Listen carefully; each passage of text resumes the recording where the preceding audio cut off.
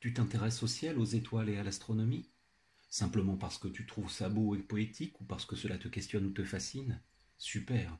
Profitons-en pour faire un peu d'histoire des sciences. De tout temps, les humains ont été fascinés par le ciel et ses mouvements plus ou moins réguliers. Très tôt, ils ont compris que certains mouvements réguliers, tels que l'alternance du jour et de la nuit, la rotation apparente de la grande ourse au cours d'une nuit, comme nous pouvons l'observer ici en accéléré, le cycle des phases de la Lune au cours d'un mois, et bien d'autres phénomènes tels que l'observation de certaines constellations en fonction des saisons lui permettaient de rythmer sa vie quotidienne, transformant ainsi le ciel en gigantesque montre et en calendrier. Dépassant les simples croyances religieuses dans lesquelles le ciel était peuplé de personnages divins et mythologiques, l'étude du ciel devint une science que l'on nomme aujourd'hui l'astronomie.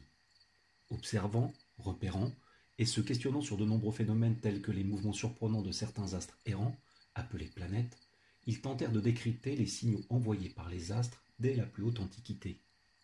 Ainsi, les astronomes sont nombreux à s'être passionnés pour la voûte céleste au cours des derniers millénaires. Ici, en vidéo, fortement accéléré, tu peux observer le cheminement surprenant de Mars dans la constellation du Capricorne au cours de plusieurs semaines. La liste des astronomes de l'Antiquité est longue.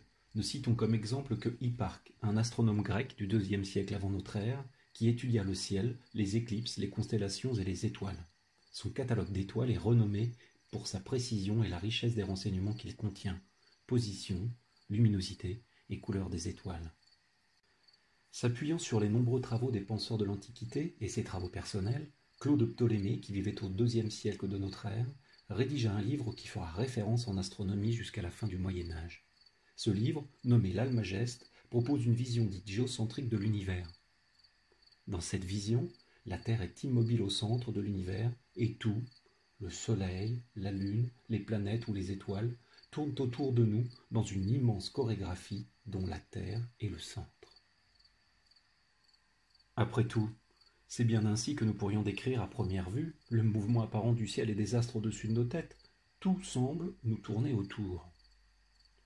Dans ce modèle géocentrique, la Terre est, comme les astronomes le savent depuis longtemps à l'époque, de forme sphérique.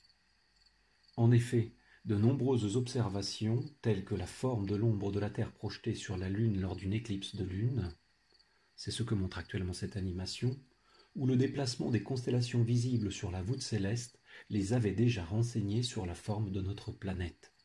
La Terre est une sphère, à n'en pas douter. Le modèle géocentrique est compliqué et imparfait, car il ne permet pas d'expliquer l'ensemble des observations réalisées par les astronomes à l'époque.